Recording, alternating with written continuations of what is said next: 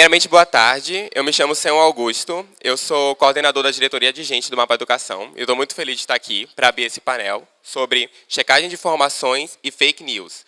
Como criar planos de ação baseados em evidências reais.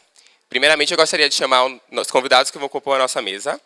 Primeiro, o Ivar Hartmann, que é doutorando em Direito Público pela UERJ. Ele tem seu LLM em Harvard. E é professor e pesquisador do Centro de Justiça e Sociedade, o CIJUS, da FRG Direito Rio. Coordenador também do projeto Supremo em Números.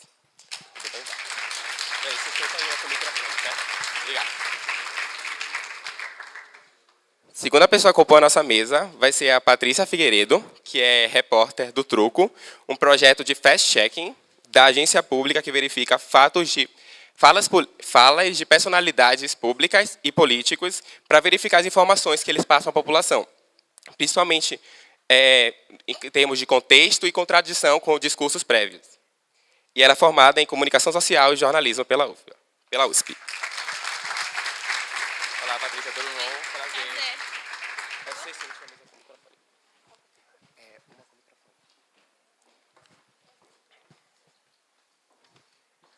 Próximo a compor a nossa mesa é o Leandro Rezende. Ele é repórter da Agência Lupa, que é a primeira agência de notícias do Brasil a se especializar na técnica jornalística de fast-checking. A agência acompanha noticiário de vários temas, como política, economia e também educação, para corrigir informações imprecisas e divulgar os dados corretos.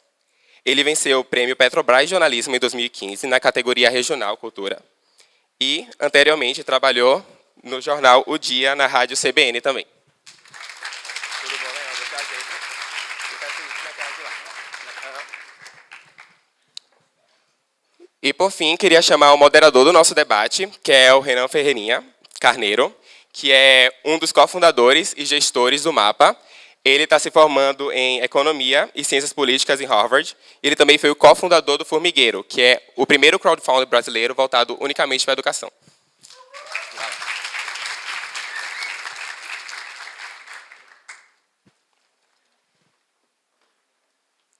Vou passar agora a palavra para o Renan. Boa tarde, pessoal. Gostaram do primeiro dia, da manhã? Muito bom, a gente está super animado aí para fechar com chave de ouro essa parte da tarde. E também esse painel é um painel aqui muito próximo do meu interesse, acho que de muitas pessoas. Tudo que tem acontecido hoje no mundo, com diversos acontecimentos, não só no Brasil, mas a gente vê também na política, na economia, tantas informações que são divulgadas que a gente não sabe a procedência. E cada vez mais está atento com isso, a importância que isso requer. E a nossa juventude está capacitada para olhar para os números, olhar para notícias e realmente ter isso lá na sua cabeça, pensando que antes da gente contribuir, antes da gente argumentar qualquer coisa, realmente saber a procedência e sempre questionar aonde vem realmente a fonte de todas as informações é tão importante. Nós temos aqui 3 especialistas do tema, 3 pessoas que estão tendo realmente uma trajetória com isso. E a ideia é que a gente possa ter falas individuais, em torno de 10 minutos, e depois que a gente possa abrir para uma mesa redonda, onde a gente possa ter uma troca aqui. Eu tenho algumas perguntas, mas eu daria também contribuir, contar com a participação de todos vocês, tá bom? Então vou passar aqui para o Ivar, que vai começar contando um pouquinho sobre sua trajetória a respeito do tema. Obrigado, Ivar. Boa tarde.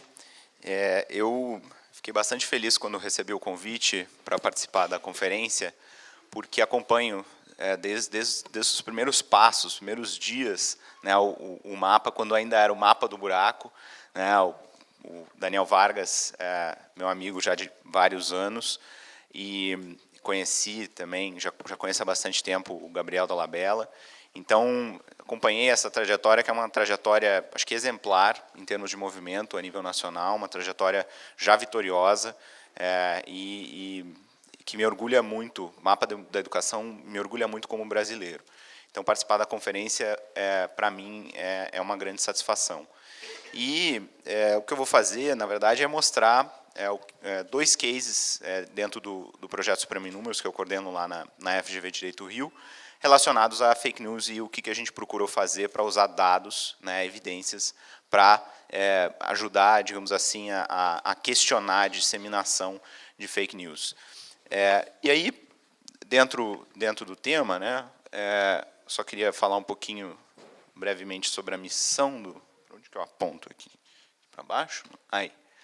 Sobre a missão do projeto. O Projeto Supernúmeros é um projeto de pesquisa dentro da Escola de Direito, e a nossa missão é usar a tecnologia de ponta para analisar grandes massas de dados judiciais, identificando e compreendendo padrões, produzindo inteligência estratégica tanto para a academia quanto para a sociedade civil. Então, hoje, nós trabalhamos com diversas bases de dados que somam aí mais de 30 milhões de processos judiciais. Então, nós trabalhamos com bases de tribunais superiores e tribunais estaduais. E, em breve, estaremos trabalhando também com base de um tribunal regional do trabalho. Então, eu sei que a maioria do público aqui não é da área do direito, ou às vezes não está na faculdade ainda, então estou ciente disso. Não vou falar em juridiquês, vou explicar as questões mais envolvendo o tribunal, envolvendo pedido de vista. Obviamente, vou explicar por que isso importa, por que isso importa para a gente na sociedade civil, mas só queria dizer o que o projeto faz. E quem faz isso dentro do projeto é uma parte, né, de pessoas, de pesquisadores que têm formação em direito, e uma parte que não tem formação em direito, mas que tem formação em áreas como ciência da computação, engenharia da computação, análise de sistemas, estatística e assim por diante. E, além disso, nós temos uma disciplina eletiva na graduação em Direito, desde 2013, chamada Programação para Advogados, e nessa disciplina a gente busca não só capacitar esses estudantes de Direito para programar em línguas como JavaScript, como Python, como MySQL, o que é bastante assustador, né? Porque tem esse bias também de que se a pessoa fez direito porque não gosta de exatas, não gosta de números, não gosta de matemática, então a gente busca enfrentar isso também. E o outro viés é empreendedorismo, é garantir que essas pessoas vão almejar algo além de fazer concurso público ao final da faculdade, almejar criar algo novo, criar uma empresa, talvez, ou criar uma instituição que não seja for profit, mas que seja de interesse público. E aí, então, o trabalho final é justamente um pitch de 10 minutos de uma legal startup. Esse é o trabalho final da disciplina. Isso aqui é um dos trabalhos que os alunos fazem, na verdade. Isso aqui é um exemplo de uma ex-aluna da disciplina, Bianca, que está aqui acompanhando. E isso é uma petição, é um software de geração de petição de habeas corpus.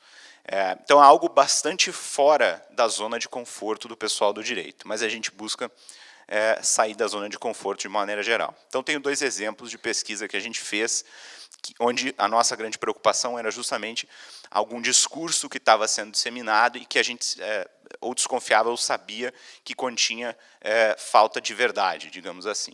Primeiro exemplo. No ano passado, em fevereiro, o nosso Supremo Tribunal Federal mudou o entendimento sobre quando que alguém condenado num processo criminal pode começar a cumprir sua pena. Em alguns casos, isso significa quando que essa pessoa vai presa. Então, antes dessa decisão de fevereiro, só podia começar a cumprir a pena, só podia ir preso depois do último recurso possível, que geralmente era na 4ª instância. A partir dessa decisão, o Supremo passou a ser a partir da 2ª instância, o que significa uma diferença de tempo bastante grande e uma oportunidade de protelar com recursos após a condenação na 2ª instância muito menor, porque agora deixa de ser vantajoso ficar protelando. E aí, como é que foi divulgado? A gente teve um backlash muito grande dentro da comunidade jurídica, mas especificamente dentro de certos grupos dentro da área do direito. Então, eu tenho um exemplo aqui de uma notícia do Globo, e a gente tem, por exemplo, um constitucionalista, Pedro Estevão, professor da PUC aqui de São Paulo, Pedro Estevão Serrano, criticando a decisão e falando, olha, a partir de agora, não é que vai ter todo mundo preso amanhã, mas é quase isso. Quer dizer, vai ter uma avalanche de pessoas entrando no nosso sistema prisional, que já é um caos, né, já é falido. Só que aí ele não é só constitucionalista, ele é advogado. Ele tem clientes para os quais tem um grande valor se esse recurso para a 3ª ou para a 4ª instância significa postergar a prisão ou se ele significa continuar, já estar preso e tentar, talvez, reverter. Tem uma diferença bastante grande. Um outro exemplo, né, um outro veículo divulgou que a decisão do STF ia gerar um caos no sistema prisional. Só que aí fala em criminalista porque não fala que a pessoa é um advogado que, de novo, tem um interesse, tem potenciais clientes e quer continuar tendo um serviço valorizado, que é postergar a prisão o máximo possível.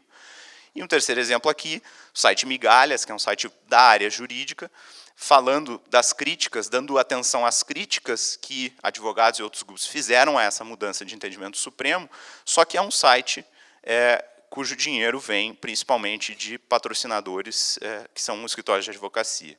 Então, o contexto era, tudo bem, teve essa mudança de entendimento, tem grupos criticando, mas qual que é o impacto efetivo?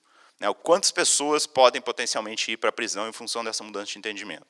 E aí, naquele momento, logo depois da decisão em fevereiro, ninguém tinha essa informação. O Supremo não tinha essa informação, o nosso Conselho Nacional de Justiça, que é o órgão máximo de gestão do Judiciário Nacional, não tinha essa informação, o Ministério da Justiça não tinha essa informação, e aí gerou esse vácuo onde podia se criar a ideia sobre caos do sistema prisional. No segundo semestre, essa questão voltou à pauta, o Supremo foi julgar de novo a mesma questão. E aí nós recebemos a ligação de um ministro do Supremo dizendo, olha, a gente não sabe o impacto dessa decisão, eu preciso saber. Vocês têm algum dado sobre isso?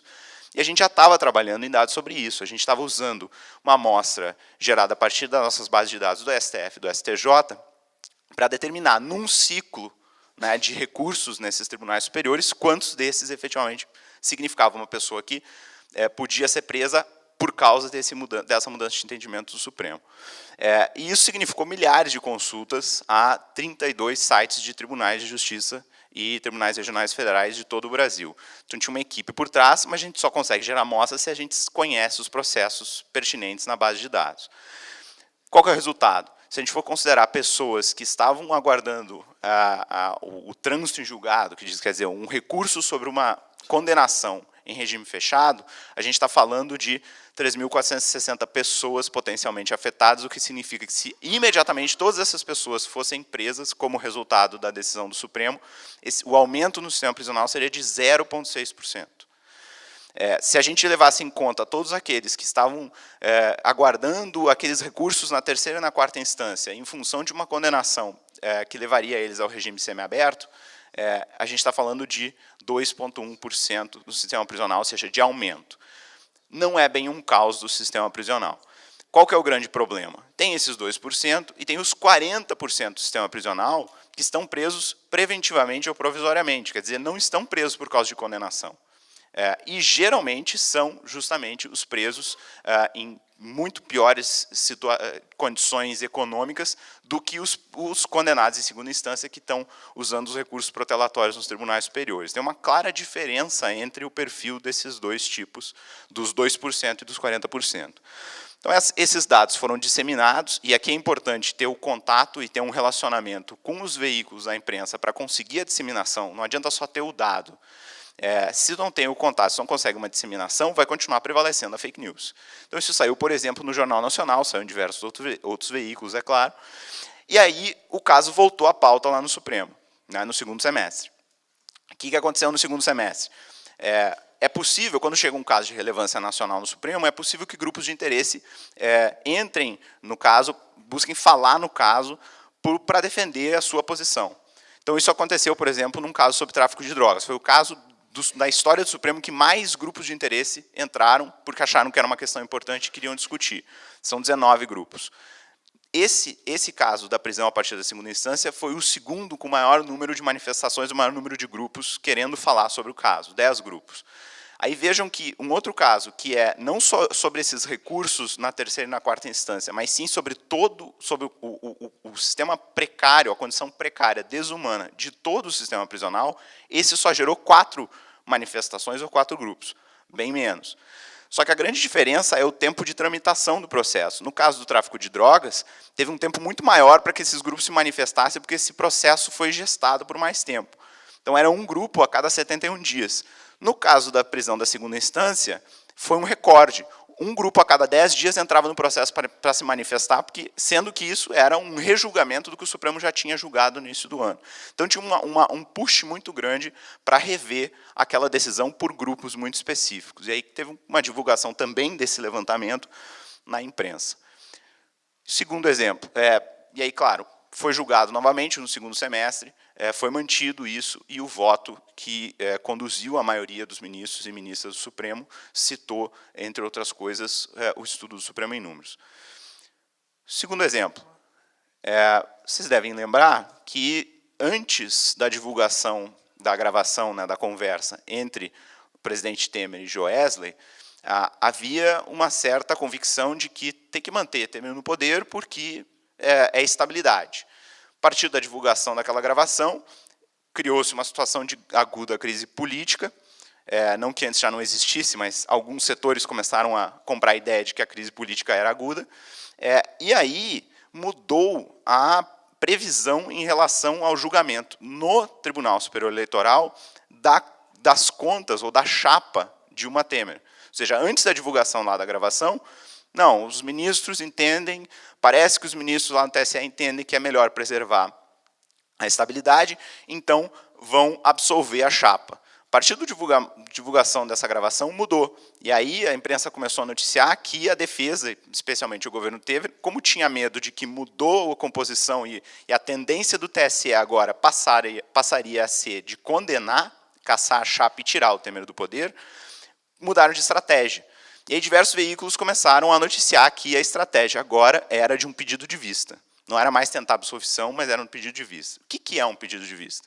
Bom, isso é uma das nossas jabuticabas dentro do direito brasileiro, que durante o julgamento de um processo, num órgão colegiado, num órgão de vários desembargadores ou de vários ministros, como é o caso do Supremo, como é o caso do Tribunal Superior Eleitoral, quando eles sentam para julgar, embora tenha uma vontade, né, da presidência do órgão, das partes que aquilo seja julgado, se qualquer um dos membros, qualquer juiz, qualquer ministro, qualquer desembargador ou desembargadora dentro daquele órgão colegiado disser, não, mas eu preciso entender melhor esse caso, preciso estudar melhor esse caso, peço vista.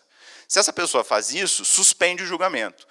Tem um prazo para ela devolver para o julgamento poder continuar. Só que esse prazo não é respeitado, assim como eu não estou respeitando o meu tempo aqui, já estou terminando. Esse prazo não é respeitado. Só que eu vou passar aqui uns 5 minutos do meu tempo, mas eles passam anos. No Supremo, pedem vista, não vou passar anos, eu vou passar só uns 5 minutos. No Supremo, está lá todo mundo esperando, o Brasil inteiro esperando o julgamento, a pessoa pede vista e veta a continuidade do processo. Então, todo mundo aqui deve lembrar quando o ministro Gilmar Mendes pediu vista do julgamento sobre financiamento de campanha, porque o entendimento dele era contrário ao da maioria, e ele vetou que o processo fosse decidido durante 1 ano e meio. Então, essa era a estratégia da defesa, né? Ao invés de tentar buscar absolvição, porque isso parecia improvável, basta que a gente consiga um ministro que peça a vista, e aí atrasa isso até o final do mandato Temer. Pronto, problema resolvido. Então, o Globo noticiou isso, o Valor noticiou isso, e em função da divulgação dessa estratégia, começou a circular a fake news, que era para controlar o discurso e normalizar esse pedido de vista. E aí, o que foi o nosso Donald Trump brasileiro, né, o ministro Gilmar Mendes, começou a dizer para todo mundo que queria ouvir que, não, pedido de vista no TSE é extremamente comum. Se acontecer, não tem nada a ver com estratégia da defesa. Muito comum, não é para atrasar o julgamento. Não só é comum, é rápido. Pedido de vista lá no TSE, isso o presidente do TSE. Pedido de vista lá no TSE, fiquem tranquilos, se tiver um pedido de vista, é coisa rápida para devolver. Aí a gente fez a pesquisa, e essa pesquisa não era trivial, porque a base de dados do TSE era uma base de dados que a gente nunca tinha usado antes. Então, isso aqui significava capturar centenas de milhares de processos do TSE, criar a base de dados, fazer uma análise exploratória para conhecer essa base, identificar os padrões, encontrar os pedidos de vista, medir a duração deles, e identificar quem são os ministros e ministras que pediram as vistas. Tudo isso a gente fez em 10 dias. Porque se a gente não fizesse em 10 dias, ia passar o julgamento. Isso era muito próximo do julgamento. E a chance que a gente tinha de quebrar desmistificar essa fake news que o ministro Gilmar estava divulgando, era que a gente produzisse os dados antes do julgamento. Bom, a gente conseguiu, e aí, na verdade, não é tão comum assim os pedidos de vista no TSE. Eles ocorrem em 1% dos processos. Também não são tão rápidos. Vão bem além do prazo legal, que é na faixa de 30 dias, e na média, mas tem casos que pode durar mais de 1 ano, na média duram mais de 2 meses. Nós divulgamos o paper acadêmico no domingo, e na segunda-feira foi uma matéria com chamada de capa na Folha de São Paulo.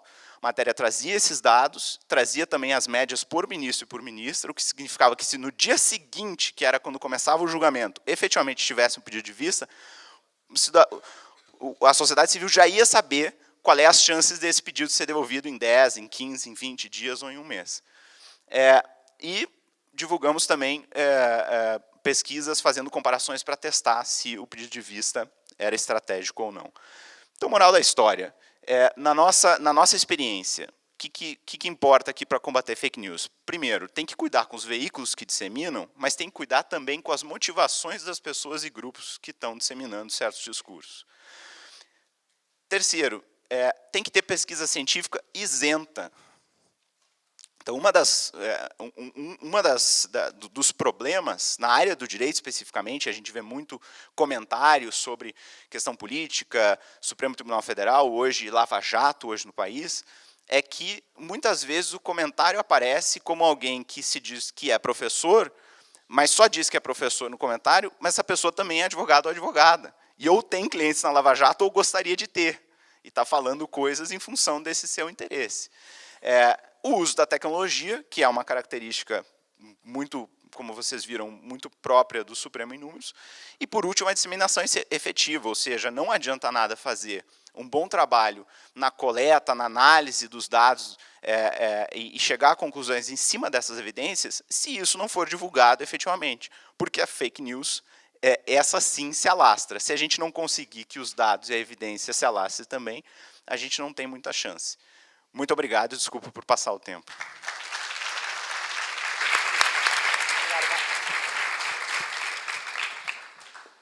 Obrigado, Ivan, pelos cases. Super interessante a gente ver realmente na prática como que é o combate e tentar botar um balanço aí a respeito das fake news. Queria agora passar para a Patrícia, que vai contar um pouquinho também da experiência dela com a agência pública e o truco. Tá ligado? Alô? Tem que usar isso aqui, né?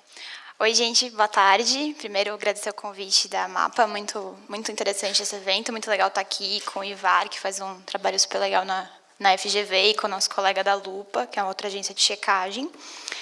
Eu sou a Patrícia, sou repórter do Truco, e o Truco é o projeto de checagem de dados da agência pública. Então, o que é o Truco? O Truco começou em 2014, durante as eleições de 2014, como um projeto para checar as frases que os políticos e os candidatos usavam durante as eleições, durante a campanha. Então, eles falam, a gente checa. A gente tem sempre um trabalho muito cuidadoso de pegar candidatos de todo o espectro político, sempre. E isso deu muito certo. Em 2014, a gente teve uma resposta muito legal e a gente, na Pública, decidiu continuar com esse projeto de checagem. E ele foi mudando ao longo do tempo, teve vários formatos diferentes. Ele foi retomado em agosto de 2015, depois das eleições presidenciais de 2014, e em 2015 ele começou a focar na cobertura do Congresso Nacional, com o mote Truco no Congresso. Então, a gente cobria as frases de senadores, de deputados, principalmente no plenário, mas também em entrevistas, em outras aparições. E o Truco, ele é um projeto da agência pública, que é um veículo totalmente independente de jornalismo investigativo. A gente é uma fundação sem fins lucrativos e a gente defende principalmente a transparência e os direitos humanos, o direito aos dados públicos também. E nossa missão é essa, é produzir jornalismo investigativo e fomentar o jornalismo investigativo no Brasil, atraindo novas iniciativas de jornalismo na Casa Pública, que é uma casa que a gente tem no Rio de Janeiro, onde acontecem workshops, palestras sobre jornalismo, até incubadoras de projetos de jornalistas estrangeiros. Então, o nosso intuito, de fato, é fomentar esse tipo de jornalismo no Brasil. Por que fazer o Truco? A gente percebeu que checar o discurso dos candidatos durante as eleições tinha um valor público muito importante. A gente viu que era muito importante uma organização independente fazer esse tipo de trabalho naquele momento em que as pessoas estavam muito confusas sobre o que era verdade e o que era mentira. E acho que foi a partir daquele momento que as fake news começaram a disseminar com tanta força, como a gente vê hoje. E isso influencia muito o debate sobre as eleições. O nosso principal objetivo é sempre influenciar o debate público. Então, por que a gente não vai checar se o céu é azul? Porque isso não influencia, de fato, o debate político brasileiro. Esse é o nosso critério essencial. A gente pode melhorar esse debate? A gente pode fazer com que os políticos pensem um pouquinho melhor no que eles estão fazendo? Essa é a nossa ideia. Então, umas coisinhas do conceito aqui. Acho que o mais legal é falar por que é truco. A gente pede truco aos políticos. Então, tem esse conceito das cartas, os jogadores que desafiam os políticos. E a gente convida os leitores a jogar também, a mandar frases, a duvidar do que leem, para a gente tentar checar o que eles dizem. Aqui as ilustrações. Essas são as nossas cartas do Truco no Congresso. Elas já mudaram um pouquinho hoje, porque ao longo do projeto, a gente foi percebendo que os selos que a gente dava para cada carta, eles tinham que ser um pouco mais específicos do que isso. Então, antigamente a gente tinha as cartas, não é bem assim, tá certo, mas espera aí, blefe, que medo, zap e parlamentar em crise. Hoje a gente tem 8 selos no lugar de 6. Então, antigamente a gente tinha menos selos, o que dava um pouco uma margem para você ficar, mas por que esse é esse e não aquele? Hoje nossos selos são discutível, contraditório, verdadeiro, falso, exagerado. São um pouquinho mais definidos. Isso a gente foi percebendo ao longo do tempo como que a gente podia adaptar.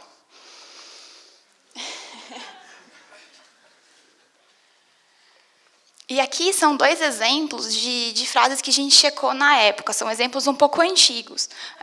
A primeira foi durante a campanha da Dilma, e a segunda já é no Truco no Congresso, que a gente checou uma frase do Renan Calheiros. Então, a primeira, deixa eu lembrar. Na primeira, eles usam um dado errado. E aí a gente descobre que a frase ganhou o selo de blefe porque o dado estava incorreto mesmo. Já a segunda, o selo não é um blefe, não é bem assim. Porque tem alguma parte de verdade na frase, mas aí a gente descobre que tem algum exagero também depois. E durante o começo do truco, a gente também produzia infográficos e levantamentos. Então, por exemplo, esse aqui, o xadrez do Cunha, ele explicava mais ou menos o que podia acontecer com o processo contra Eduardo Cunha na época. A gente também fez alguns, tipo, bancadas do Congresso. Quais são as bancadas? Quem financia essas bancadas no Congresso? A bancada ruralista, a bancada da mineração. Era bem explicativo, bem de educação mesmo. E antes de eu terminar, calma, eu queria falar um pouquinho de como o truco está hoje, porque isso aqui está um pouco desatualizado. A gente percebeu que não dava mais para a gente ficar só no Congresso como a gente estava em 2015. Então, depois das eleições do ano passado a gente fez as eleições em 5 estados, 5 capitais diferentes. Então, foi São Paulo, Rio, Belém, Belo Horizonte e... esqueci a última. Curitiba? Não, Porto Alegre. E aí a gente tinha equipes em todos esses lugares, checando as propagandas políticas, as entrevistas, os debates. A gente fez checagem ao vivo de alguns debates. O último debate da Rede Globo no Rio de Janeiro para o segundo turno. Inclusive, a gente participou com a Lupa num pool de checagem. Foi muito legal. Tinha checadores de vários veículos. E a gente percebeu, depois das eleições, que a gente não podia mais se limitar aos políticos, porque tem muita corrente de WhatsApp, tem muita notícia falsa no Facebook. Enfim, a quantidade de informação que a gente estava pegando não era mais o suficiente. Então, a gente expandiu e o Truco virou o Projeto Truco, um projeto fixo dentro da agência pública. A gente pede que os leitores mandem sempre sugestões, tanto de frases como de correntes. E aí, desde então, a gente percebeu um negócio muito legal, que tem sido, as pessoas têm conhecido mais a checagem de dados, elas têm entendido melhor o que é, tanto para sugerir para a gente, quanto a gente vê muita gente tentando entrevistar o pessoal do Truco, a agência pública, e eu acho que isso é muito relevante até no resultado prático. Nas eleições do ano passado, aqui em São Paulo, a gente percebeu candidatos que, no começo, usavam um número. Então, falavam que a fila da creche tem X pessoas. A gente checou, não é isso. A gente deu um falso.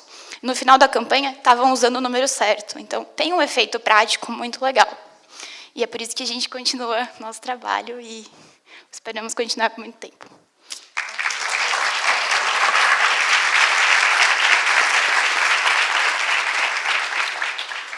Agradecer a Patrícia aí pela explicação também, contando um pouquinho a história do truco. Acho que uma coincidência bacana é que o mapa também começou em 2014 com as eleições presidenciais, né? Então, foi um momento assim, acho que de um boom de projetos, iniciativas que estavam buscando realmente qualificar o debate, ir atrás da verdade ou realmente buscar mais cabeças pensando nos grandes problemas.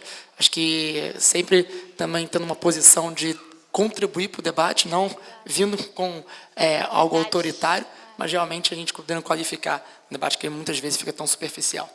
Agora eu queria passar a palavra para o Leandro, para poder contar um pouquinho aí também sobre o VUPA. Oi, gente, boa tarde. Obrigado aí pelo convite. Fico muito feliz de estar aqui e de ser um lugar que tem tantos sotaques, assim, né? Um lugar de gente do Brasil inteiro. Isso é muito legal, porque muitas vezes a gente fala para nós mesmos, né? A Patrícia já deve ter passado pela situação de só falar para jornalista e é muito chato. E muito legal estar aqui. E aí eu vou falar um pouquinho de coisas que a Patrícia já falou, mas eu vou só dar um panorama muito rápido, juro, para a gente também ter um pouco...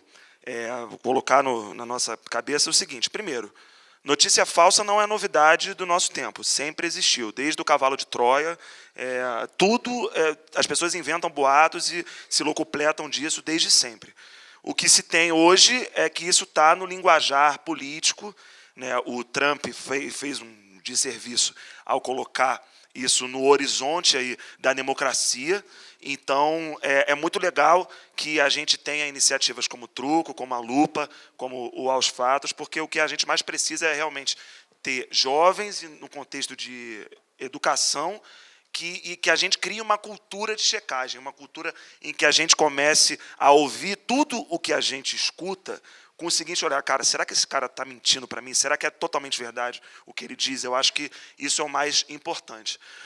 Rapidamente, a origem da checagem de informações, ela não é uma criação brasileira, nesse formato, né, que a Patrícia explicou, de dar um selo para a frase, ela remete lá atrás à década de 90, nos Estados Unidos, com o Brooks Jackson, que cria um projeto dentro da CNN, rede de televisão, e em 2013 ele lança o factcheck.org.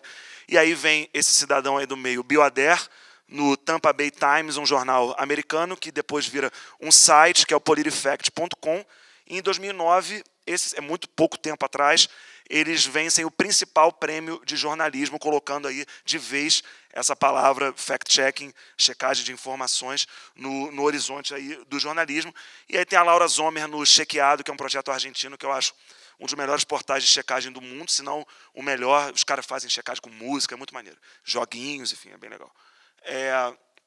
Isso só para a gente ter uma ideia. No Brasil, como é que funciona? Também, em 2014, a Cristina Tardáguila, minha chefe, estava no Jornal Globo, cria esse projeto Preto no Branco para checar a campanha de 2014 para os governos estaduais e para a presidência da República. Vem o Truco, vem o Aos Fatos também nessa trilha, e surge a agência Lupa, que atua no Facebook desde novembro de 2015 e está com o site no ar desde fevereiro de 2016. É um projeto assim relativamente recente. Por que nós somos a primeira agência de checagens? O que a gente tem um pouco de diferente do Truco, embora o espírito seja o mesmo? Nós somos uma agência de notícias e, não, portanto, nós vendemos o nosso conteúdo. A gente produz para a gente, mas a gente tem contratantes, empresas que nos contratam. Hoje, a gente tem contratos com a CBN e com a Folha de São Paulo. A gente também já fez trabalho junto com a revista Época, recentemente publiquei a matéria no Correio Brasiliense,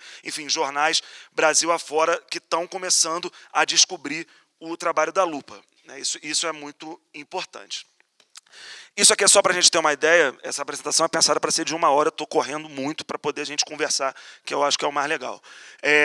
Isso aí é o Global Fact, que são o evento que reúne checadores do mundo inteiro uma vez por ano. E aí, só para a gente ter uma ideia de como isso está crescendo, em 2014 você tinha 40 checadores de 20 países, e esse ano a gente teve 126 veículos de checagem em 49 países, inclusive locais muito difíceis de se trabalhar, como, por exemplo, o Irã, e a Turquia e a Venezuela, que são lugares onde a gente sabe que a liberdade de imprensa não é igual aqui.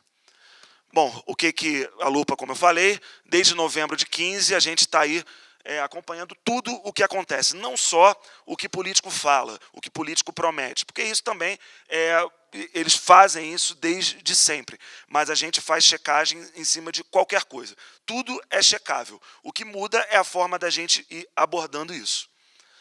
Hoje, a nossa equipe, a gente tem 6 repórteres, 2 publicitários, uma designer, enfim, essa é a nossa equipe hoje.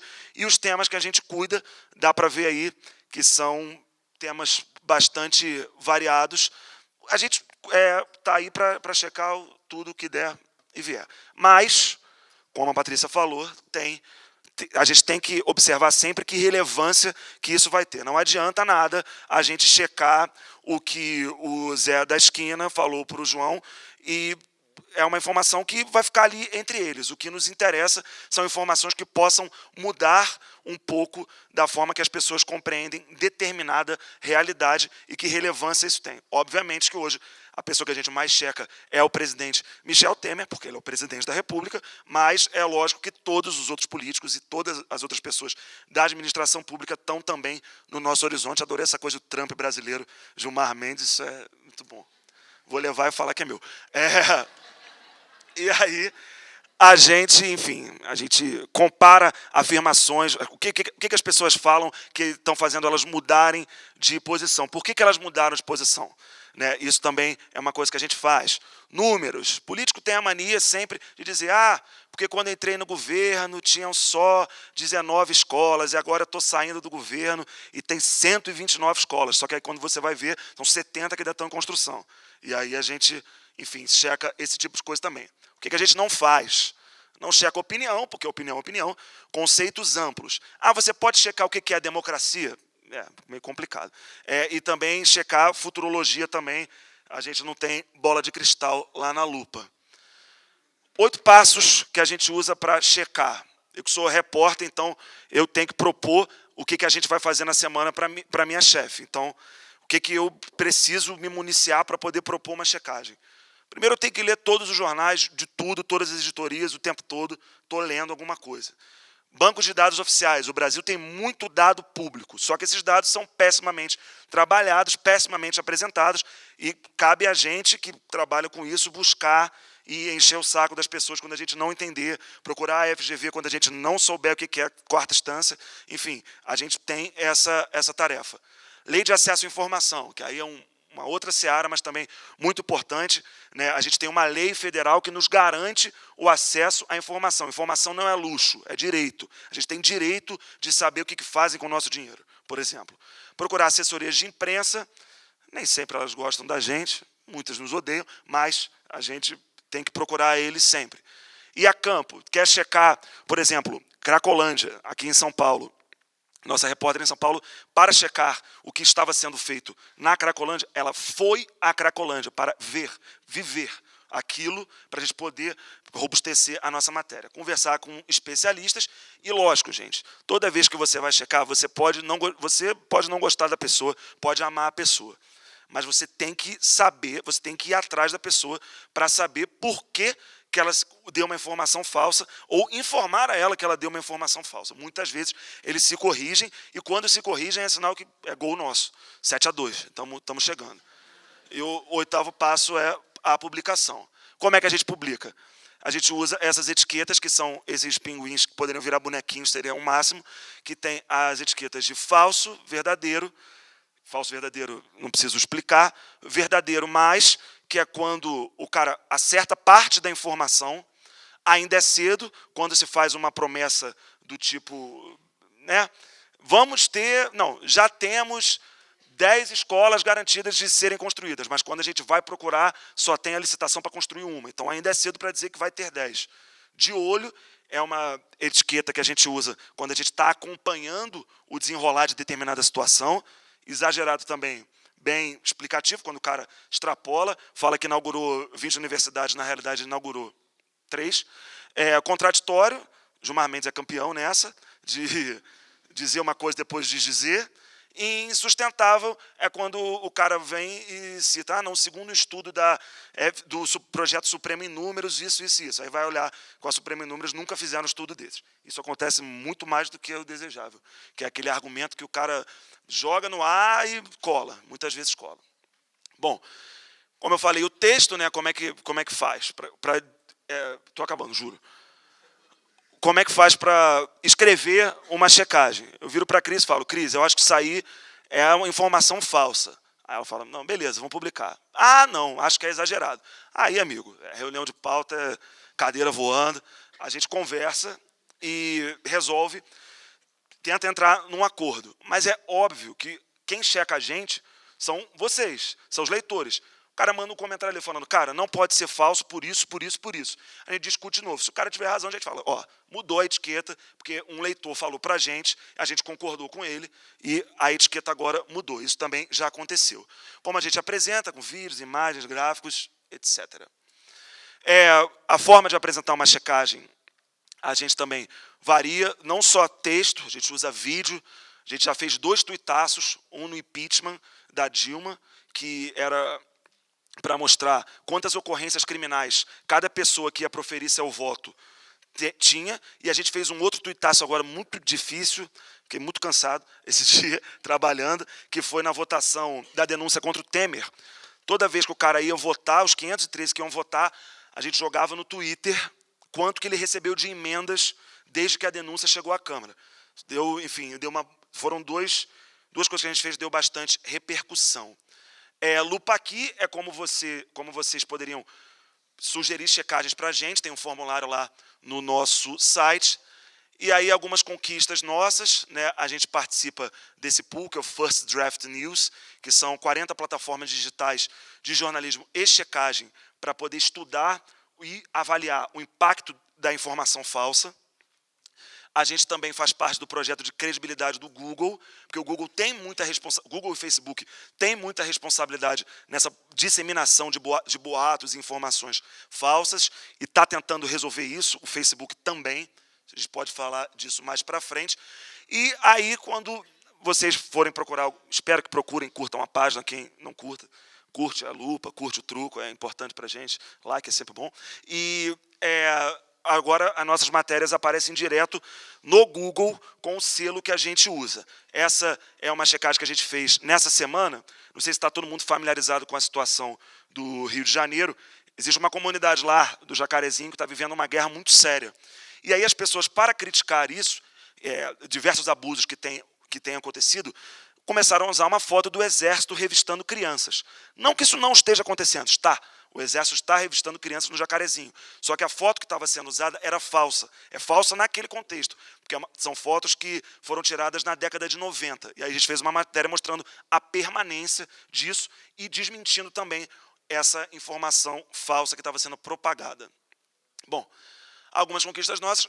Isso talvez seja o que pode interessar mais a vocês. A gente pode conversar sobre isso depois, aqui na nossa conversa, que é o nosso projeto Lupa Educação, desde abril, e ele consiste no seguinte: são oficinas de checagem de dados e de informações que a gente deu para 8 universidades até agora. A gente está com uma escola do ensino médio também no horizonte para fazer, já fizemos no Brasil inteiro, vamos rodar aí, vamos para Salvador, estamos correndo com esse projeto. A gente já treinou 172 pessoas, 172 estudantes, para um pouco criar, incutir e despertar esse sentimento e essa necessidade de desconfiar das informações e de virar, todos nós podemos ser checadores. Essa é a nossa ideia, esse é o projeto Lupa Educação. São oficinas de 2, 4, 6 e até 8 horas, onde a gente pega checagens nossas e conta como que a gente faz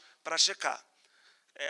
É um projeto também que a gente colocou online, um curso online que a gente fez, quase bateu o recorde do Knight Center, que é um centro de jornalismo das Américas, quase bateu o recorde de inscrições, e aí veio gente do mundo todo fazer esse curso online, até do Paquistão, da Holanda, da Venezuela, todo mundo, para tentar um pouco, não é aprender com a gente, é conversar com a gente, porque a checagem eu acho que é uma coisa que a gente aprende um pouquinho todo dia.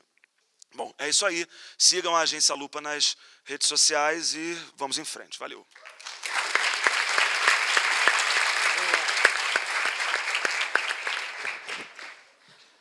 Agradecer ao Leandro também pela explicação sobre a Lupa, da trajetória de vocês, e especialmente agora sobre esse projeto também, Lupa Educação. Bacana, queria saber mais. E agora a ideia é a gente poder fazer uma mesa redonda aqui. Eu tenho algumas perguntas que, baseado no que foi conversado, mas também vocês já vão pensando aí em algumas perguntas para a gente poder abrir o público daqui a pouco. O primeiro ponto que eu queria abrir aqui para debate, e seria bacana ouvir dos três, é um pouco do que muitas pessoas, quando estão tentando entender a importância da checagem de informações e dados e o perigo das fake news, como a gente tem falado aqui, tentam contra-argumentar quanto à questão de liberdade de expressão. Então, quando você tem uma liberdade de expressão, de falar sua opinião, mostrar, e como o limite, de certa forma, da liberdade de expressão, com a propagação da verdade, ou seja, com a propagação de que realmente está acontecendo. Então, qual a opinião de vocês e como que vocês têm enfrentado isso nos 3 projetos, com a Lupa, com a Pública, o Truco, o Supremo em Números, realmente de contra-argumentar quando alguém vira para vocês e fala o seguinte, mas é minha liberdade de se expressar e é isso aí. Para quem é a pergunta? Eu quero que os 3, seria bacana que os 3 pudessem falar um pouquinho sobre a perspectiva. Para começar, pode começar com você, Patrícia. Posso falar sobre isso, né? A gente, no Truco, a gente tem ouvido isso bastante até nos últimos meses, porque acho que depois que a gente começou a fazer checagens que tiveram mais repercussão, a gente começou a ouvir mais esse tipo de crítica. E eu acho que tem tudo a ver com aquele negócio que o Leandro falou do Google também. O Google tem um projeto que coloca as notícias checadas mais para cima no algoritmo, então a gente tem uma visibilidade maior. E a ideia é que as notícias falsas tenham uma visibilidade cada vez menor. E isso não só no Google, mas no Facebook também.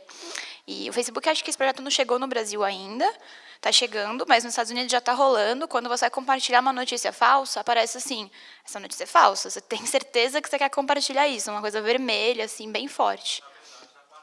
Já aparece aqui também? Ah, então, eu não sabia. Estava chegando aqui, só que eles fazem isso em parceria com os checadores. Então, nos Estados Unidos, com o PolitiFact, com outros sites que avisam, olha, a gente já checou essa notícia, tem 2 sites que já checaram, ela é falsa.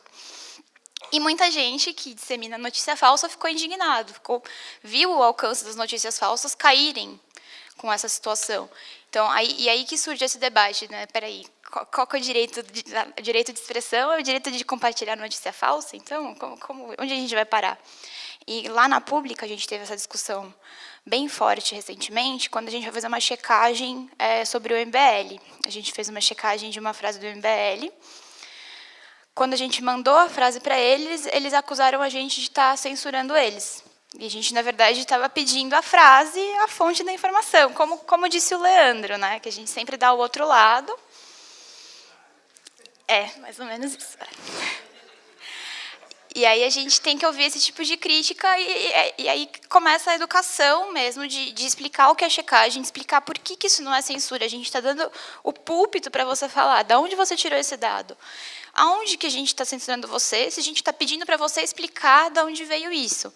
E aí começou uma discussão enorme de checagem à censura, e acho que até o Leandro pode falar das experiências que ele teve na Lupa também, meio similares, né? Isso de confundir...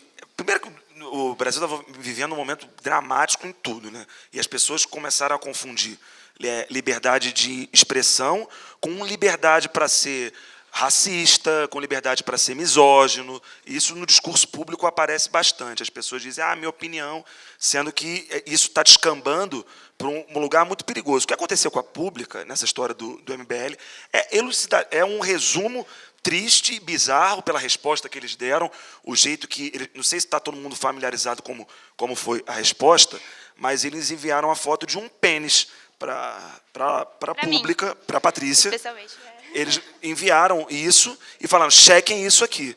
Sabe? Assim, um absurdo, mas como é que se combate isso? A gente só pode combater isso criando e disseminando e falando sobre isso, sem medo. A gente só vai conseguir melhorar isso, e as pessoas vão parar de confundir checagem com censura, na medida que a gente começar a criar o que eu chamo de cultura de checagem. Se todo mundo começar a ter dentro de si um espírito desconfiado, esse tipo de argumento vai começar a cair por terra. Lá na Lupa, o que acontece é exatamente isso. Mas aí a gente tem uma repercussão nas redes sociais que é a seguinte. Quando a gente, vou dar exemplos aqui de São Paulo. Quando a gente checa o Haddad, dá um falso para o Haddad, caem de pau no Twitter. Porque vocês são do PSDB, vocês são tucanos, vocês são isso, vocês são aquilo. Faz do João Dória. Porque vocês são petralhas. Isso aí é o meu termômetro para saber que a gente está no caminho da imparcialidade, a gente está bem. Né? Mas a gente apanha de todos os lados. Porque há uma dificuldade grande do jornalismo e das pessoas entenderem que hoje não basta o declaratório, como a gente viu na apresentação do Ivar. Porque, tipo assim, o declaratório é o básico. O Gilmar Mendes fala, é capa de jornal, o cara é presidente do Tribunal Superior Eleitoral, é ministro do STF. Não é possível. Então, os jornais também não permitem um pouco de avanço, porque há uma crise generalizada. Então, essa criticidade em cima do que se escuta é complicada. Só que liberdade de imprensa, justamente à medida que você tem mais iniciativas de checagem surgindo, que é aí que você pode medir a qualidade da tua liberdade de imprensa. Se você tem espaço para checagem, para contraditório, e a checagem tem que ser honesta, tem que ir atrás dos caras para saber sempre o outro lado, tem que ser honesto, senão não faz sentido existir, na medida em que surgem mais iniciativas assim, que é aí que a gente tem liberdade de expressão, não o contrário. Eu acho que talvez a expectativa comum quando se fala em liberdade de expressão e limites à liberdade de expressão e um eventual, né, abuso de liberdade de expressão, quando está falando em fake news, a expectativa comum pô, a gente tem que achar um jeito de coibir isso, porque é mais ou menos consenso de que é ruim que exista, mais ou menos consenso de que tem impacto, e a gente viu o impacto que teve, por exemplo, né, na eleição presidencial norte-americana. Então, por que não coibir? Vamos dizer que isso não é parte da liberdade de expressão e, portanto, tem que achar um jeito. Aí, o problema não é se é ruim ou não é se é fake ou não é. O problema é qual é a entidade, qual é a instituição que vai conseguir fazer esse controle de maneira eficiente e de maneira isenta. E isso é impossível, justamente pela subjetividade de boa parte. Às vezes, o candidato vai lá e fala, eu construí 10 escolas, ele construiu 5, mas assim, isso é quase o caso de franja, porque boa parte vão ser casos em que ele pode virar e dizer, não, vocês disseram que é falso, mas por esse outro aspecto, tanto que tem como é que é? Verdadeiro mais, por exemplo. Então, tem muito que fica numa área cinza que, se a gente for deixar para o Estado fiscalizar, porque a opção seria essa, né? Não, isso não faz parte da liberdade de expressão. Então, vamos dizer que isso é ilegal, e aí o Estado fiscaliza. Quer dizer, eu quero algum órgão ligado ao Executivo, por exemplo, ligado e, portanto, subordinado ao Temer, fazendo fiscalização do que pode ou não ser dito. Eu quero algum órgão fiscalizado ao nosso Congresso, determinando o que pode ou não ser dito. Eu quero algum órgão subordinado ao nosso Judiciário. Eu quero, por exemplo, o Moro avaliando se o Lula, de fato, é criminoso, não é? Eu quero o Gilmar Mendes avaliando essas coisas. A gente tem condenação já, nosso judiciário brasileiro já produziu condenação de uma pessoa que disse que o impeachment da Dilma era golpe. Aí condenou a pessoa dizendo, não pode dizer que é golpe, porque teve processo e tal, então isso é proibido, não pode dizer que é golpe. Então, não vai ter, justamente pela subjetividade. Então, eu acho que a solução é essa, a solução é o trabalho competente, heróico, que grupos de pessoas como vocês estão fazendo para trazer para esse livre mercado de ideias o outro lado. A gente não pode depender do Estado para fazer ser o mediador disso, porque a gente já viu, não funciona. Pegando um pouquinho desse gancho sobre o que aconteceu ano passado nas eleições presidenciais nos Estados Unidos, tem um estudo de Stanford que diz que afirma que mais de 30 milhões de vezes histórias fabricadas foram compartilhadas durante pró-Trump, né? Então, durante o período eleitoral, isso é um número assim absurdo. Se parar para pensar que 30 milhões de vezes você teve alguma notícia publicada que não tinha uma origem realmente que fosse factual, o impacto isso gera.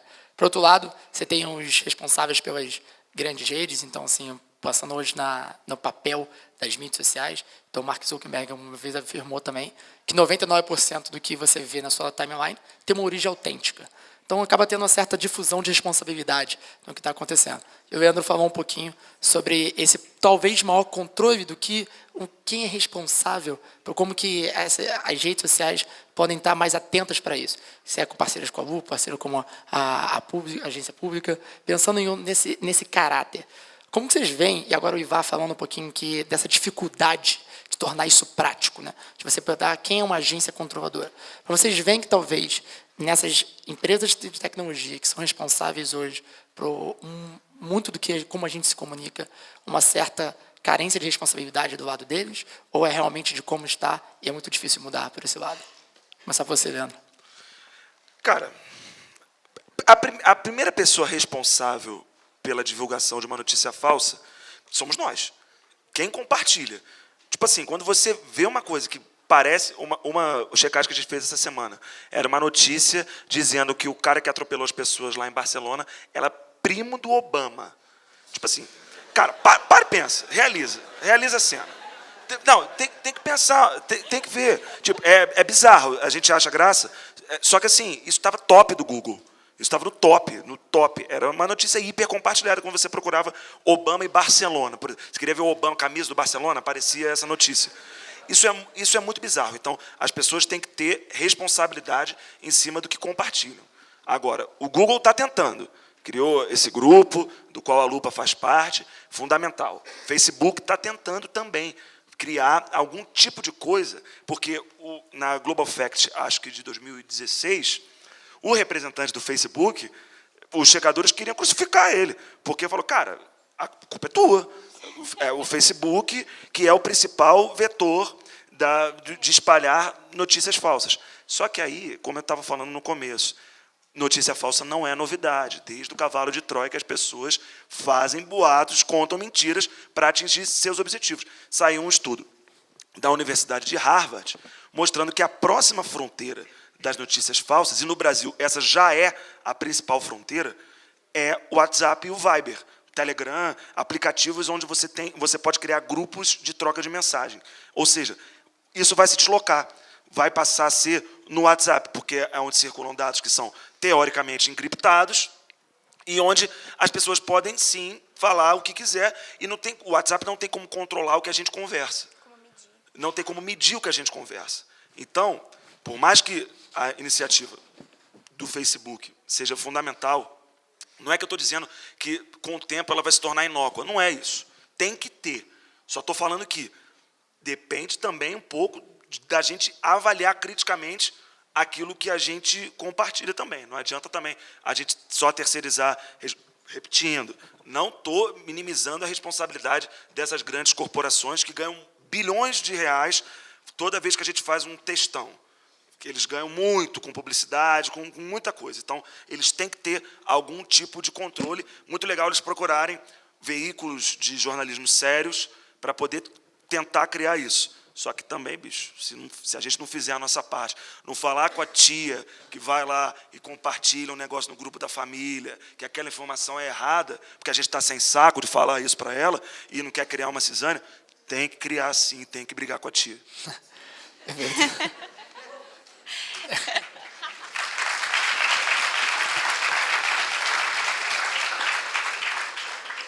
Cada dia é uma desconstrução, né? Todo dia é uma briga, irmão. Eu acho muito interessante o que ele falou do WhatsApp, de brigar com a tia, inclusive, porque a gente não tem como medir as coisas que acontecem no WhatsApp. Ele, de fato, é a nova fronteira para as fake news, porque o Facebook, a gente vê quantos likes, quantos compartilhamentos. O Facebook mesmo fala para a gente quais foram as notícias mais compartilhadas. O WhatsApp não tem isso. A gente não tem noção do que circula ali. Então, a gente vê correntes de 2012 que voltam a circular em 2017 e elas já foram desmentidas em 2012, sabe? É uma notícia de, assim, coisas tão absurdas quanto freiras que vão na sua casa com o vírus da AIDS. Tipo, já foi desmentida, é óbvio que é mentira, mas a gente tem um trabalho eterno de ficar desmentindo, de ficar checando o WhatsApp, porque a gente não consegue saber o que está rolando ali. Então, acho que isso é realmente a nova fronteira para os fact-checkers. E eu acho que as iniciativas de Google, Facebook, acho que eventualmente vai ter que ter alguma do WhatsApp também, elas são importantes, mas a gente tem que problematizar como elas funcionam também. O Google e o Facebook, eles fazem parcerias com as agências de checagem, que, como vocês viram na apresentação do Leandro, são muitas no mundo inteiro. Mas como essas agências sobrevivem? Do que elas vivem de luz? Qual que é a contrapartida que o Facebook e o Google vão oferecer para essas agências para as agências ajudarem a combater as fake news? Vão dar cliques para as agências? É isso que funciona? Como que as agências vão se sustentar a longo prazo se as notícias delas não tiverem, por exemplo, mais visibilidade no Facebook do que as notícias falsas? Ou no Google aparecerem muito antes na pesquisa? Vão colocar para a gente anúncio, para a gente ajudar eles a checar? O que vai ser a nossa contrapartida? Porque isso não está sendo falado. E é claro, a gente quer contribuir para o debate, mas a gente também precisa sobreviver como checador. Então, acho que isso é uma questão que tem que ser debatida e que vai continuar sendo debatida no futuro ainda, quando desenvolverem essas novas parcerias. Perfeito. Vá.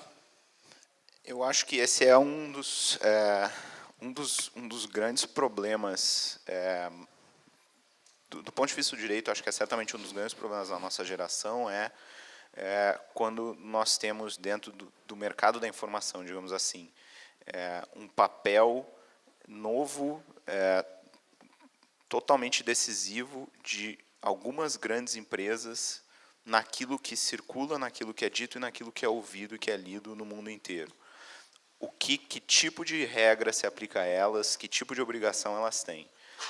Então, isso é certamente decisivo. E eu acho que é bastante antiga já a ideia, quer dizer, mesmo, né, na terra dos libertários lá nos Estados Unidos, faz pelo menos uns 100 anos que é trivial que se uma empresa tem 90% do mercado, tem que ter algum tipo de tratamento diferenciado, que se ela tivesse 10% e tivesse 20 empresas no mercado, cada uma com 10%. Então, quando chega numa situação que hoje está o Google, que hoje está o Facebook e algumas outras, tem que sim ter algum tipo de tratamento diferenciado, porque elas estão em situações em que, às vezes, ela tem quase o mesmo poder que o governo, que o Estado teria para algumas coisas. Eu só acho que tem uma diferença importante entre tentar analisar mérito de conteúdo, que era aquilo que eu estava falando antes, que eu acho que isso vai acabar levando para quem é que vai mediar isso, vai ser o Estado, isso não dá certo, ou criar regras sobre transparência. E eu acho que, por exemplo, um dos grandes problemas em termos de falta de transparência, e que tem um impacto absoluto, por que aquele determinado resultado fica em primeiro e não em 30º na busca do Google. Quer dizer, é resultado de um ranqueamento, é um algoritmo que ninguém sabe os critérios. Por que aquele post apareceu no meu feed no Facebook e o outro não apareceu? De novo, resultado de um algoritmo, ninguém sabe os critérios. Então, uma coisa é dizer, não, agora eu vou deixar para um juiz ou uma juíza dizer para o Google, para o Facebook, individualmente, aquele post não pode estar lá, ou pode estar lá, ou aquele resultado tinha que estar em 25º e não em 15º. Acho que isso é um caminho, eu acho que não funciona. O outro caminho é ter algum tipo de transparência de como é que o algoritmo funciona. Aí deixa as pessoas julgar se é bom, se não é, se eu vou continuar usando o Google, ou se, a partir de informações que eu tenho sobre transparência de como é que funciona o Google, como é que funciona o Bing, por exemplo, se eu vou fazer uma escolha. No caso do WhatsApp é um problema diferente, né? Porque é totalmente invisível o que está sendo compartilhado. Então, assim, agora pensando assim, né? Talvez a transparência aqui possa ser uma obrigação do WhatsApp de divulgar ao final de cada mês. Olha, esses foram os 100 arquivos ou links mais compartilhados. Ele não diz por quem. Ele não diz, talvez, nem aonde, para proteger, porque em determinados países isso é complicado, né? Mas ele diz, olha, isso aqui é o 100. E aí as agências de verificação podem trabalhar, e tem alguma coisa para trabalhar em cima. Senão a coisa está circulando, você não tem como saber. Então, isso é um efeito, né, uma regra de transparência que não determina no mérito se aquele número 1, número 2 está errado, é bom que compartilhe, não é. Não, é isso aqui. Esse aqui são os 100 compartilhados. Agora vamos ver o que a sociedade consegue fazer para combater dentro da liberdade de expressão, dentro da disseminação de informação, como combater. Maravilha, gente. É muito complexo e acaba ficando um pouco até arbitrário, subjetivo, qualquer solução que a gente possa chegar, mas muito que a gente tem pensado aqui na conferência é a gente realmente trazer isso para o debate, né? Não naturalizar como se isso fosse normal, mas realmente tornar isso uma prioridade para a discussão. Eu tenho outras perguntas aqui, mas eu também queria contar com a contribuição de vocês. Então, vou pedir para o pessoal aqui do time do Mapa ajudar com as perguntas. Vamos fazer 2 perguntas juntas para poder maximizar o número da participação, tá bom? Então, vamos começar uma aqui e uma lá embaixo também. Pode ir lá. Boa tarde. Só pedir também para vocês serem concisos na pergunta e terminar com um ponto de interrogação, tá, gente? Boa tarde. Meu nome é Dixon, eu queria fazer uma pergunta da Ivar. FGV. É isso, da FGV Rio. Que se trata com dado processual, muitas vezes tem a questão do processo ser sigiloso, né? Tem critérios de sigilo e muitas vezes os tribunais, nessa questão da transparência, eles são o poder que é menos transparente na divulgação das notícias. Como é que vocês, por exemplo, conseguiram montar essa base de dados tão sólida que vocês têm hoje? Só pega mais uma pergunta. Aqui no canto direito. Tem várias.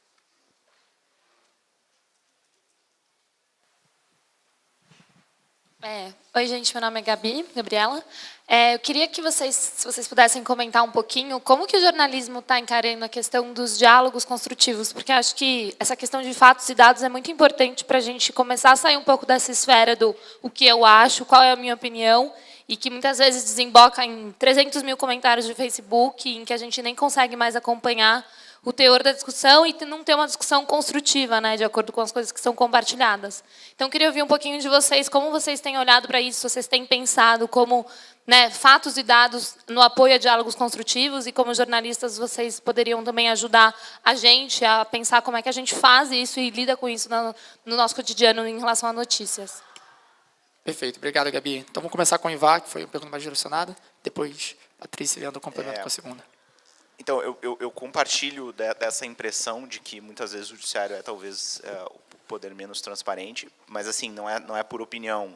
Existem efetivamente pesquisas, tem até uma conduzida pela Escola de Administração Pública lá da FGV em diversos anos, e que quando mediu o judiciário, mediu fazendo pedidos de acesso à informação, vários deles, para vários órgãos, e aí testava as respostas, testava a qualidade das respostas, e aí ranqueou e mostrou que, efetivamente, o judiciário tem uma performance ruim, não só na transparência ativa, não só naquilo que ele está lá botando no site, mas também nas respostas. E aí, os dados judiciais que têm uma relevância enorme e que a gente percebe cada vez mais, quando talvez nos últimos 5 anos a gente começou, né, o Brasil começou a entender o peso que tem, né, o judiciário brasileiro, as decisões judiciais e principalmente o Supremo nos rumos do país. Né, talvez há 10 anos ninguém sabia o que era o Supremo, né, o brasileiro médio não sabia o que era o Supremo. Se fosse perguntar diga o nome de um ministro ou ministra, não ia saber. A metáfora mais comum que eu já vi muita gente falar é isso. Há 10 anos, né, ninguém sabia o nome de ministro ou ministro supremo, mas sabia a escalação dos 11 titulares da seleção brasileira masculina de futebol, e hoje é o contrário. Uma exageração, mas assim, o ponto são dados importantes, e são dados que, na maior parte dos casos, eles, efetivamente, na minha experiência, são mais difíceis de acessar do que os dados do Legislativo e do Executivo.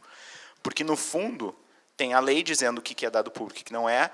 Isso está em desacordo em relação ao órgão público sobre o que ele deveria ou não compartilhar. O que tu faz? Aciona. Onde? No Judiciário.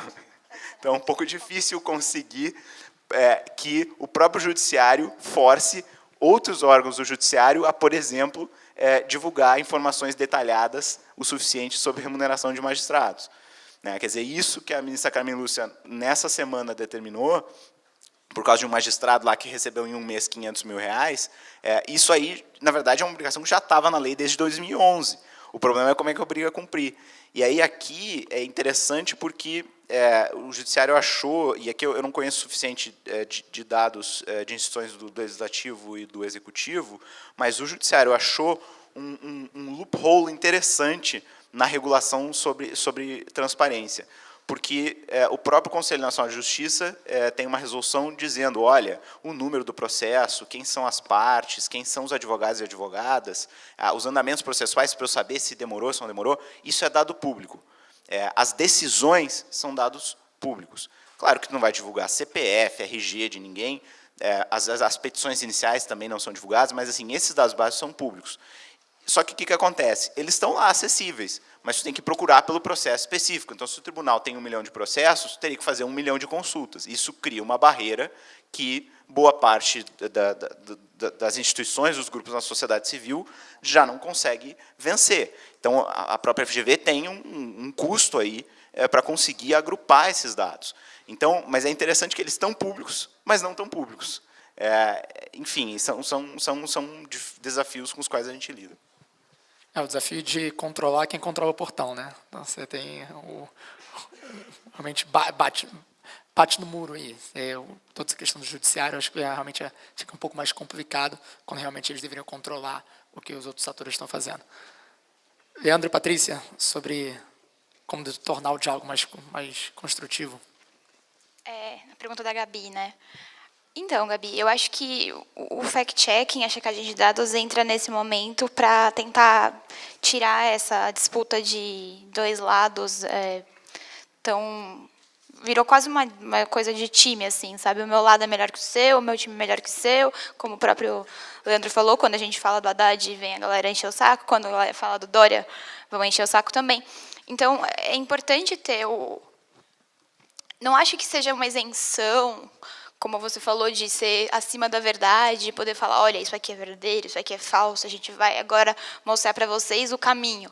Mas de qualificar o debate das pessoas que não estão mais interessadas em ter essa disputa tão polarizada. As pessoas que não estão interessadas em ficar jogando contra. Elas podem consultar os dados e falar, olha, eu votei em tal pessoa, mas...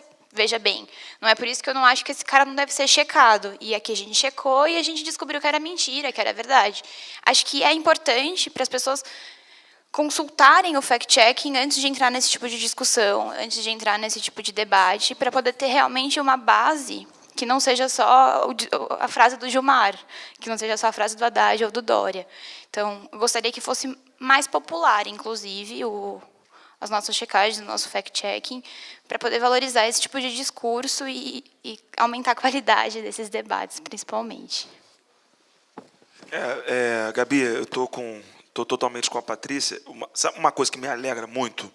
Quando alguém faz um textão assim, no Facebook, ou faz um tweet e marca a lupa durante uma discussão. Isso é a melhor coisa. Isso é a prova que assim, funcionou o trabalho. Funcionou. Se a pessoa está usando a informação que a gente produziu para, numa discussão, num debate, melhorar aquela reflexão, né, se está se falando sobre violência pública no Rio, usando os números que a gente compilou, que a gente fez ali, tentando mostrar um pouco mais acurada a informação, é sinal que a gente venceu. Porque o debate, acho que todo mundo partilha dessa opinião, o debate no Brasil está inviabilizado. O debate hoje no Brasil está inviabilizado. No Congresso, as pessoas se matam, praticamente, para poder falar. Fora do Congresso, a situação é pior ainda.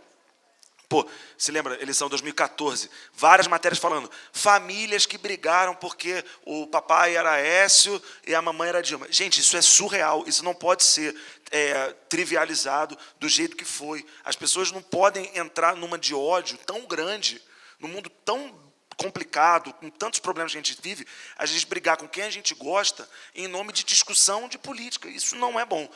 A gente está num caminho perigoso. Por isso que o jornalismo de qualidade, jornalismo checado, bem feito, não só a lupa e o truco. Existem muitos repórteres de muitos lugares que fazem excelentes trabalhos. E isso também não exime a gente de já ter errado. Eu já errei 26 vezes, mas todo mundo erra. Só que a gente tem que sempre procurar fazer o nosso melhor no jornalismo. Porque o jornalismo de péssima qualidade, virulento, um jornalismo que incentiva e instiga essa polarização, aí ele, em vez dele construir, ele destrói mais ainda o que já está bem acabado. Então, o bom jornalismo ele pode muito ajudar, só que o mau jornalismo ele acaba de vez. Então, a gente tem que ter cuidado também na hora de procurar, aonde a gente procura, de quem a gente procura as informações nos nossos debates, nas nossas discussões. Exatamente. Todo mundo aqui participa de algum grupo de família no WhatsApp, né, gente?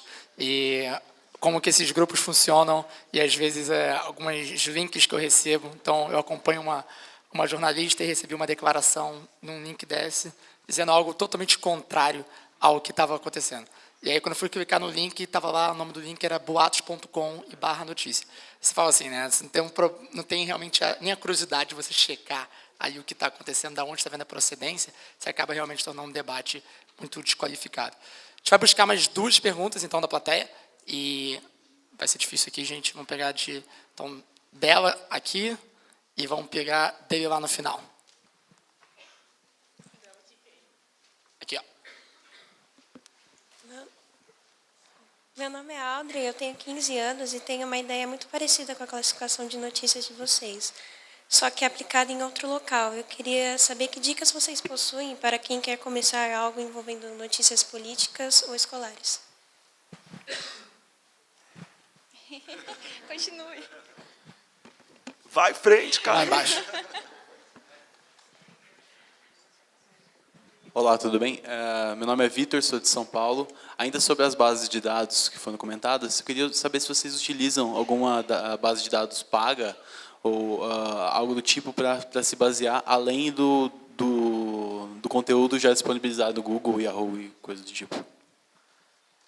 Talvez só complementando, só boa pergunta, sobre talvez o papel da escola também, a gente criar uma cultura mais de conscientização a respeito da checagem de informações e como que a gente pode talvez quebrar um pouco desse jeitinho que a gente sempre coloca ali desde a escola de não combater tanto o plágio, não combater tanta cola, e que como que a escola pode ser realmente uma força aí de promover cada vez mais uma cultura consciente quanto a isso. Acho que você tem tudo para começar agora na Pode começar aí. Qual é o seu nome, desculpa? Áudria. Aldrin, você tem 15 anos, né? Quando sai o seu site? Quero saber. Não, faz, cara. Olha só. Dicas para começar é difícil, né? Começar um negócio do zero é difícil, não é fácil, mas eu acho que primeiro você tem que ter o interesse, você já tem.